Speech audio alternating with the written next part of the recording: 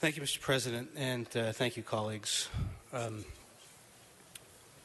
We've heard a lot of loud voices, there's been a lot of volume, and there's been a lot of fear this morning. And while I won't dispute the particulars of anything I've heard about people who are complaining about criminal activity, aggressiveness, drug use, because I live it daily in my district, in all parts of it, because I live it daily in my district, I really am, to my core, disturbed at the portrait we've just painted of homelessness in Los Angeles. Because it is, while the circumstances and the situations everybody explained are true, it does not adequately capture the range of homelessness in Los Angeles and the humanity. It is not a majority of the homeless in Los Angeles. I had the great pleasure of being able to MC a Celebrating Success breakfast that the West Side Shelter and Hunger Coalition put on 2 weeks ago. And it celebrated the success stories of people who has transformed their lives, the people who used to live in these encampments. And before I say anything else, I want to mention a few of these stories to give a counterpoint to what we've heard. There's a gentleman named Frank who lost his job and then his apartment and lived for 3 years in a recreational vehicle in Venice. Because he hooked up with services, he is now driving for Uber and is living in a 2-bedroom apartment in Long Beach.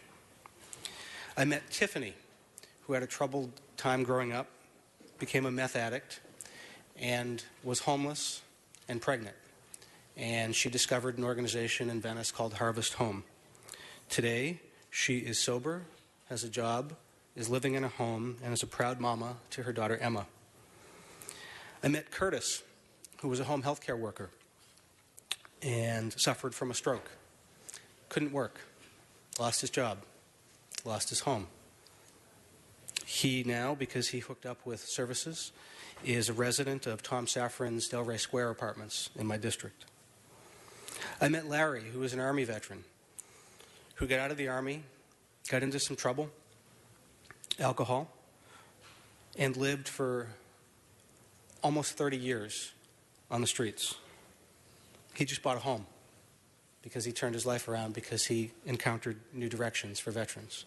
Those are also the faces of the homeless in Los Angeles.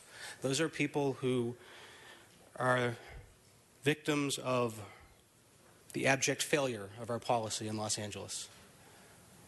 Whether you are disturbed by encampments in our neighborhoods because it bothers your conscience and it's sick that that's where we have left people to live, or if you're bothered by them because it affects your quality of life or your property values, you need to be demanding the same thing of this body.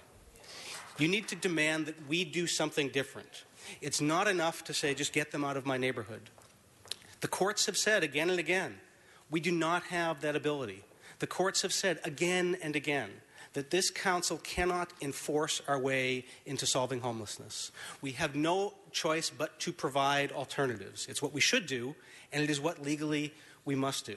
That is why this body today is taking a number of different actions. This body today is poised to create storage provisions in the city of Los Angeles, voluntary storage.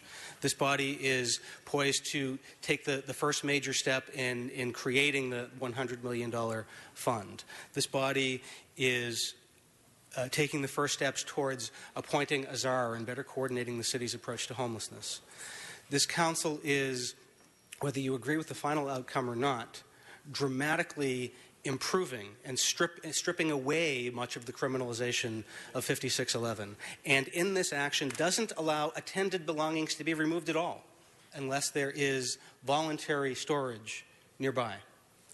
And this council, I hope today, will declare a state of shelter crisis here in Los Angeles. I've referred to it as a state of emergency. A state of shelter crisis in Los Angeles, which will make it easier to open up shelters. It will make it easier to provide safe parking here in the city of Los Angeles. I've actually gotten some pushback from those in the social service community saying we shouldn't be talking about shelters.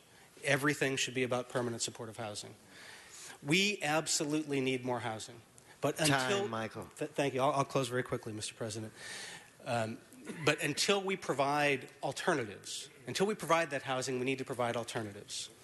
And temporary housing is better than a shelter. And a shelter is better than a tent, and a tent is better than a sidewalk. So today, in some of the communications from our committee, we asked that we declare a shelter emergency here in the city of Los Angeles, a shelter crisis, which will make it easier to provide shelter, and it will also make it easier to provide safe parking programs. I would certainly like to provide that in my district, certainly not asking anybody else to do it in theirs, but we need to make a legal framework so it's easier to do that. I've got hundreds of people living in their vehicles in my district, 200 of them just in the shadow of LAX themselves. Santa Barbara has a successful program.